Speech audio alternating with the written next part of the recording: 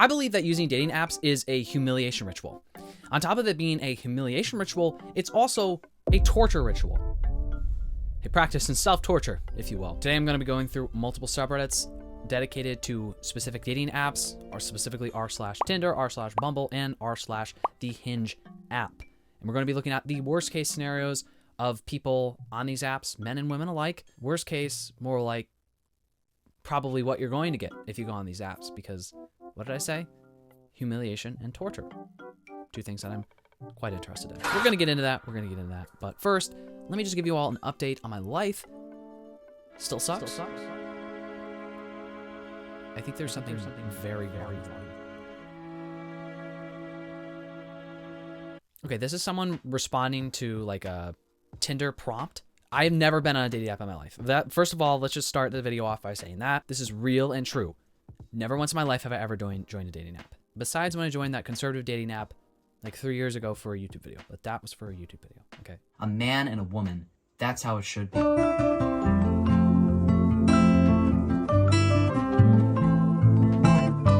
I didn't even really join it. They didn't even let me. Obviously, that was a joke.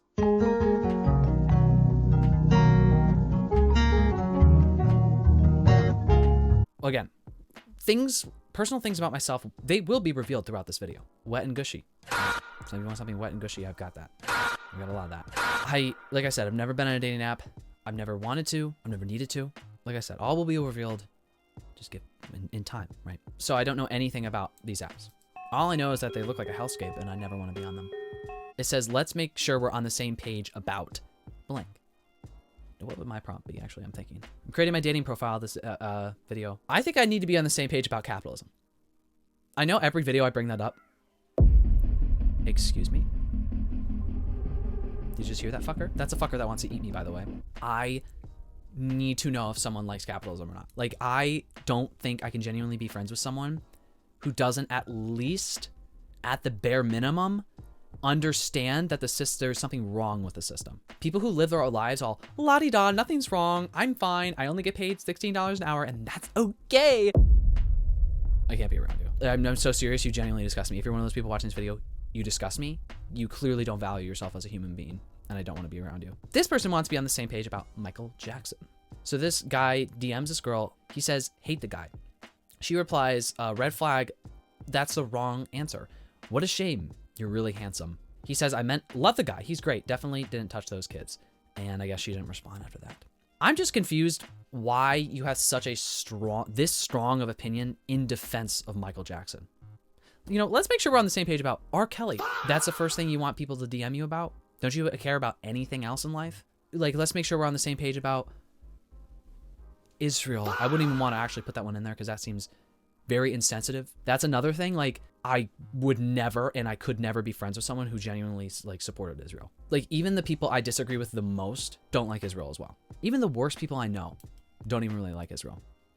Liberal Zionist, you're worse than the worst people I know. Hi, what's your favorite way you benefit from the patriarchy? He replies, the pay gap helps me afford the first round of drinks.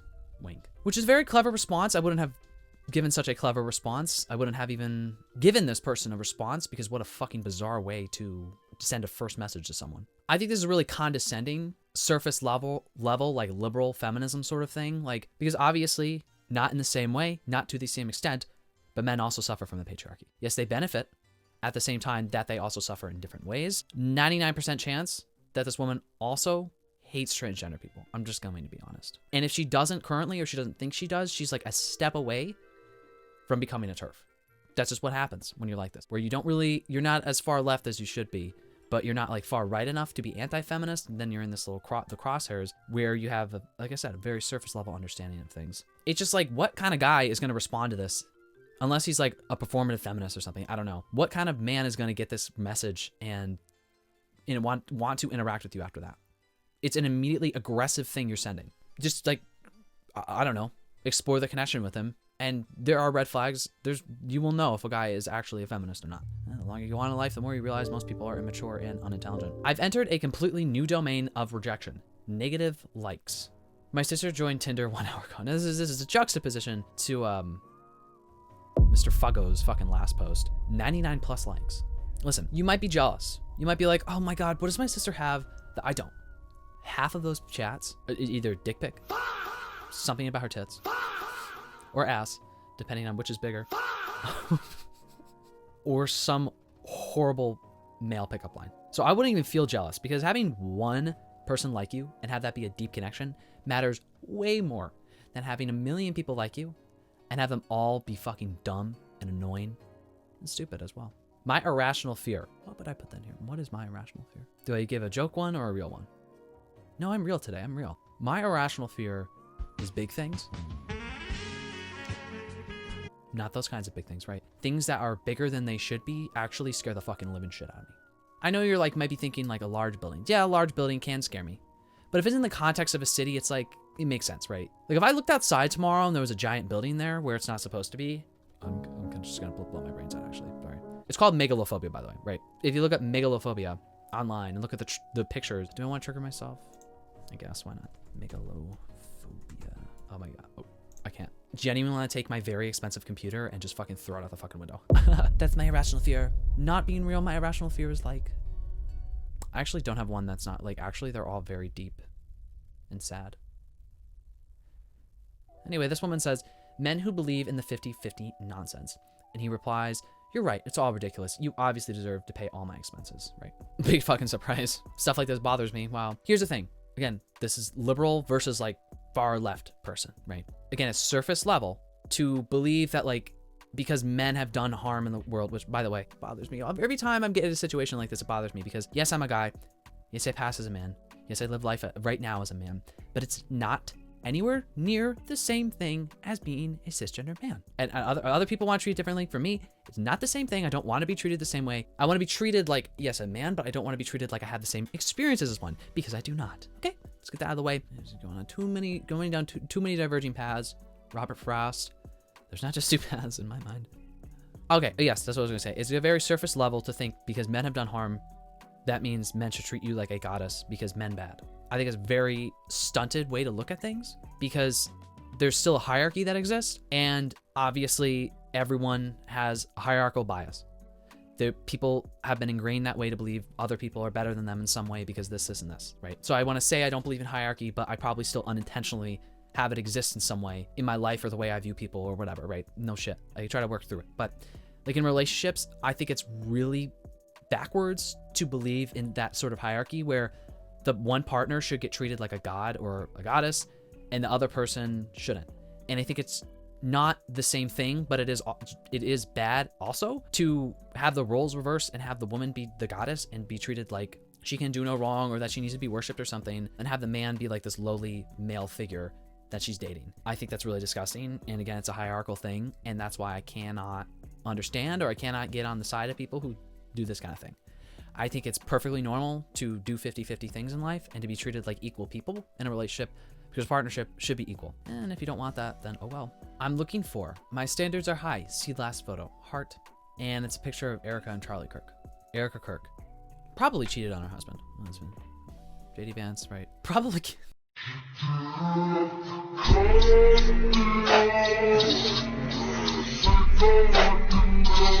Green flags I look for. Sleeps without socks.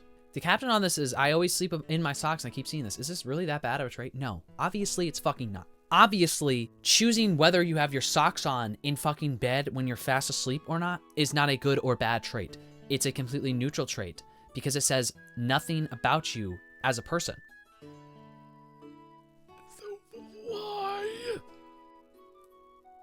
Is this in her bio? And maybe it's a joke coming from a self-proclaimed comic myself. Every single joke you say has an element of truth behind it. You don't just say stuff just because I'm just spewing nonsense, man, when I'm on stage. That's not how it works. So this woman can say, this is just a joke. I don't actually think it's a bad thing if someone sleeps with socks on. But deep inside, she probably has some bias for people who sleep with socks on. And yes, I am taking this personally because yes, I sleep with socks on. You know how sweaty my feet, those little piggies get really, really hot and moist. In the middle of the night, I don't have socks on. I feel like socks regulate my body temperature a lot better. My foot isn't like touching things. Having your bare foot hang over the edge of your bed or something, terrifying. One time when I was a kid, like I had my bare foot hanging off the edge of the bed. I swear to God, an alien came in my room and touched it.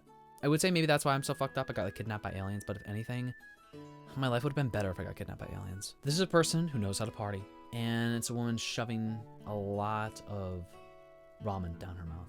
Green flag to me, person who eats a shit ton of fucking food. Let me tell you the story of my life. It started on March 26, 2003.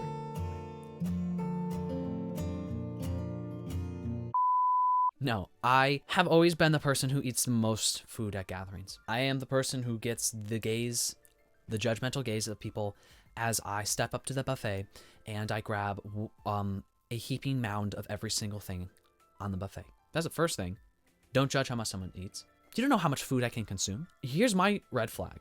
I don't trust people who eat like little amounts of food. Like, how are you still alive? I see like the normal serving sizes that people eat, and I'm like, you live off that?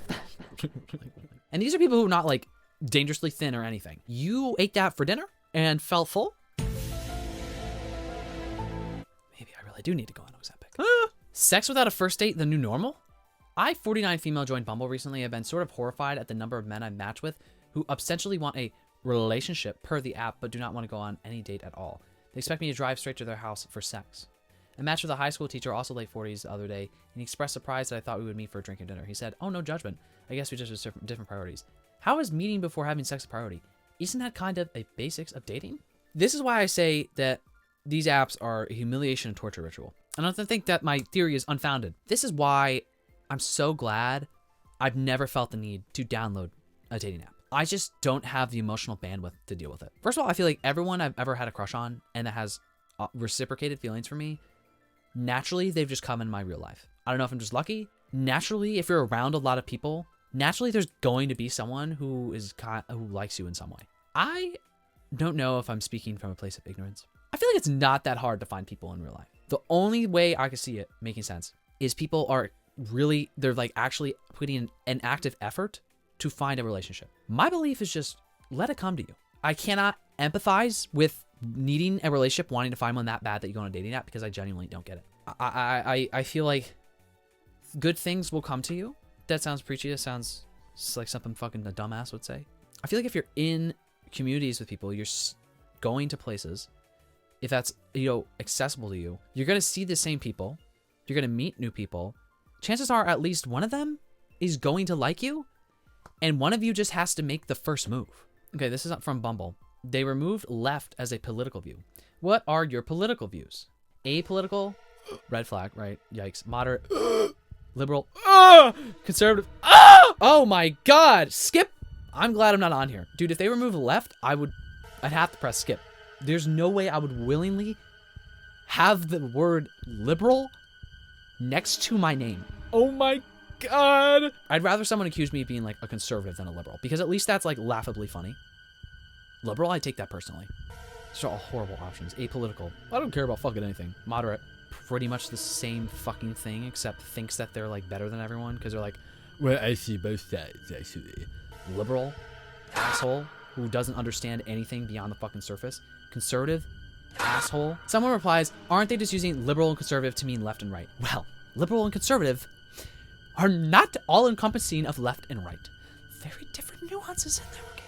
Playing video games being labeled as unattractive. So I tried dating again this year, and I had matched with a number of guys telling me that girls find it unattractive if a guy plays video games. To be honest, this got me triggered, but I would also like to explore why.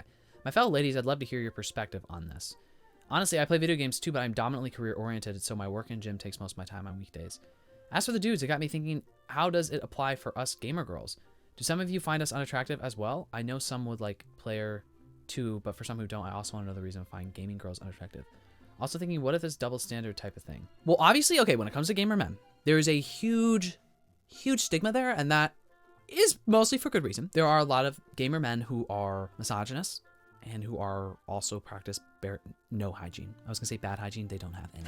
Unfortunately, men like that, I don't know how much nowadays, but at one point in time, they were the representative for men in the gaming community. The gaming community is known for having very warped, backwards viewpoints. They're not being very progressive. Just recently, like the past couple of years, decade or so, gaming has seen more of a shift towards welcoming minorities into the gaming sphere.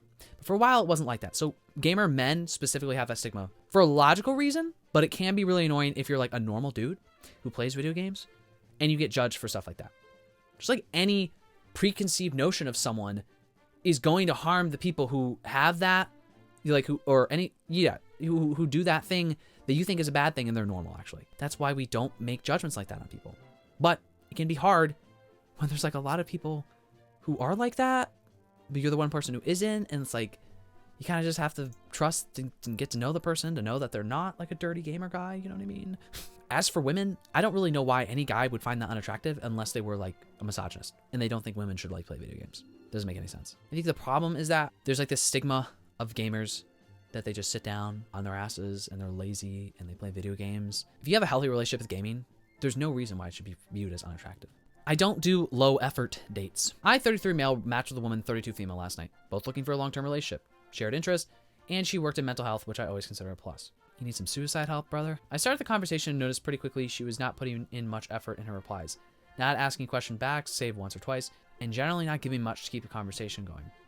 I figured maybe she just wasn't much of a texter, so I offered a meetup, a walk in the park with our dogs. Her reply, I apologize, but I'm quite tied up last week. I also don't do low effort dates. I figured this was all code for I'm not interested and I just unmatched her, but what's the general opinion on low versus high effort first date? Again, we're gonna get deep and personal. I don't understand dating. I don't know if this is a straight person thing. I think this is more of a neurotypical versus neurodivergent thing. I don't understand people who have this kind of expectation that the first date should be like extravagant, like buy me an $800 concert ticket. That's crazy.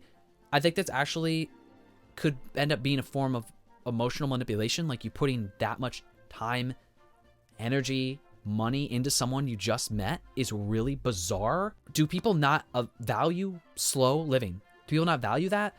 I think a walk in the park with my dog and someone else's dog would be lovely. You're outside, engaging in physical activity, you have your pet there that you love, and you can talk and walk. So you can get to know them. What the fuck would be wrong with that? I think a lot of people, male or female, I think people just have a lot of warped like expectations for other humans. It just severely limits their dating pool when they could just, not to say that you should accept someone being an asshole. You should accept someone doing something bad. Obviously, you draw that line where you want, but like not giving people grace, I think is doing society a lot of harm. This isn't even giving someone grace. This is just not being a fucking stuck up asshole.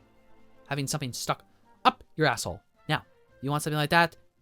Typically have to go on Grindr. How do you all have the strength to keep going after dating around and still not finding your person? I, 30 male, matched with 30 female about a month ago. We went on 3 dates. She was actually the one who liked me first, which is very rare for me. We texted daily and I thought we got along great. She was even comfortable enough to give me her address and to pick her up on the second date. After our third date, she was telling me how much fun she had. We made some jokes about something we did that day. Then a few hours later, she told me she wasn't feeling it and we should stop seeing each other. I was kind of taken aback, but just accepted it. I didn't ask her why or anything because she clearly said no, so I'm not going to bother her. Just wished her well, and that was the end of it. It's exhausting investing time and energy into people and things just not working out. I know that's what dating is, but man, it takes a lot of emotional energy. How do you all keep going and not giving up? Someone gave a great answer, better than the answer that I'm about to give, which is going to be very unsympathetic. Gotta love the game. It's okay to have relationship goals, but I find that it's easier to connect without the pleasure of an expectation or a certain outcome. Get to know people because like learning about people. Go on dates because you like new experiences with new people. Reframe your perspective to focus on being more in the moment and less on the future. You'll find that you're creating a safer, more comfortable, and frankly more fun atmosphere for your date. That's where romance truly blossoms. Great answer. The logical part of me is saying yes, great answer. But the part of me that doesn't understand this is saying, why do you keep doing it?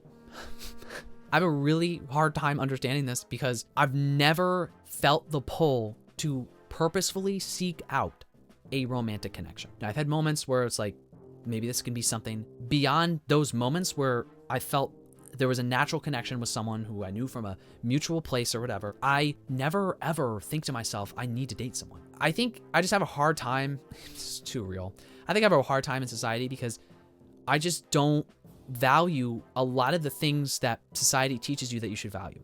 Consumerism, consumption, jobs, working, dating. I very much value personal relationships. Like, this is not to say, like, I value having relationships with people and I very much value getting to know people very deeply. You know, I've never had this idea that, oh, I need a romantic relationship. I need someone, because I just don't like the societal expectation was it never went into my brain and stuck there. And I understand that there are people who actually want that. I feel like a lot of people would be happier if they just accepted that they're not going to have a romantic partner and to just value other relationships in life. I don't understand, and I actually think it's really damaging to say that you need a one person and that person has to be a romantic partner and that one person has to be your everything and you need to put that relationship over everyone else in your life. The only person that you should invest all your time and energy in is this one person who you have a romantic relationship with. I think that's actually incredibly damaging and dangerous. Beyond, again, those natural connections, I've never once actively tried to form a romantic relationship. I've never gone on a dating app because of that. Because I don't think there's anything wrong with me being alone. I'm happy by myself. If I have other fulfilling relationships and I don't feel alone, that's all that matters to me. I don't think you need to have a romantic relationship or connection to not feel alone. I think more so the thing that turns me off from it is the expectations that would come with it that I think are outdated and toxic, actually. Does anyone else experience a profound, all-consuming sense of embarrassment when using the apps? It feels like using a dating app somehow reflects a personal failing, like the fact that I haven't been able to meet people naturally means I've fallen short. No, I don't think that. I don't think that. Okay, that's not what I was trying to say throughout this video. I wasn't trying to say that, like, you're a failure. I totally understand why people go to these apps. I'm just saying, how do I say this nicely? Even if you want to choose to do that, it doesn't mean you failed. It just means you're probably going to have very bad experiences before you have a good one. I don't think that's worth it, personally. I just can't get over the fact how torturous it is using a dating app. Now, there have been success stories, like obviously, but there's just something about going somewhere to find a relationship. And objectively, that's a neutral thing. But there's just something about it that just does not feel right. Is it ever okay to double message? I'm not even gonna read this post. Yeah. Why would it matter? People are way too self-aware of like stuff that like stupid social etiquettes that don't mean fucking anything. If you really like someone and they're not responding to you for like days on end, text them again. Be like, hey, what's up? Did you get my last message? That's you putting effort into wanting to explore a connection with someone who you might like, or you do like. The fuck? Why would that be a bad thing? Like these stupid social rules that mean nothing that are actually hindering your social experience. Oh, well, you can't do this. Oh, well, you shouldn't do that because they're going to think, oh, this. Who fucking cares? If someone has a problem with something, how about they directly tell you, hey, I have a problem with this. And then there's never any, well, should I do this? Should I not? Because always the motherfuckers who say some shit like, communication matters so much to me. And then they don't do that at all. How do nerdy men succeed on the app if we're encouraged to ditch mentioning our interests, hobbies on our profiles? Genuine question, but so many times I see my fellow nerds on here get hateful comments telling them to hide their interest, be it gaming, anime, books, etc., which make up a lot of their personality and character. Personally, I'm all for mentioning things like this in your profile in a considered amount. Don't let it be the only interest listed or shown. Don't even lean into it much to the point where you're one-dimensional, of course. When I used to be on the apps, took no shame in mentioning that I work at a video game studio, which does include playing them, and read manga in my free time, and got a decent amount of matches in the 3 months I was on there. Is anyone encouraging nerdy men to ditch their interests and hobbies? There's always going to be someone from a gender who's going to stereotype and judge people for interests that are not causing any harm. This is going to be my final message for this video. I've said this before, I'll say it again, because it's something I've had to learn the hard way. You always should be yourself. Never, ever hide yourself. Never hide your interests. Never make it seem like you're someone else. Especially if you're trying to find a relationship, especially a romantic relationship, because you're only going, if I can speak English, thank you. You're only going to attract people who will not end up liking you. They're going to find out something about you and they'll be like, oh, I actually don't. They're going to be this vain thing where it's like, oh, well, actually, I don't like guys who read manga. And then you just like put effort into something that didn't matter, man. When you are yourself, when you pronounce, right, okay, trying to say something profound here. When you make your interests and your hobbies and your personality known in a loud way, you're only going to attract people who like that sort of thing. And then you don't have to worry about people who would judge you for something that doesn't matter. Always be yourself. That's what I'm trying to say. What a sweet way to end this video. Honestly, wasn't that much of a negative video as I was expecting it to be. I think it's because I didn't save a lot of posts that were like the same thing over and over. Man says something shitty. What a fucking surprise. People are fucking assholes. I don't need to look at 300 posts and be like, haha, funny, stupid. I hope you got something out of this video. Comment down below anything you want to comment about this video. I'd like to give a shout out to my Patreon members on my Alpha and Delta tiers. Thank you so much to Manny Spacer and Lisbeth Ruiz. Appreciate your team support. Thank you. It means a lot to me. Thank you so much to all of my Patreon members. If you want to become a member, as always, the link will be down below. I recently uploaded an exclusive video for all my $5 Patrons and above about Tyler Catastrophe. So if you're looking to hear my thoughts on that whole shit show, link will be down below. There's a free trial for my $5 tier. So if you just want to check it out, watch the video, you can. But I'd prefer if you stay and give me money. Anyway, I really hope you all enjoyed this video. More importantly, I really hope I see you in the next video.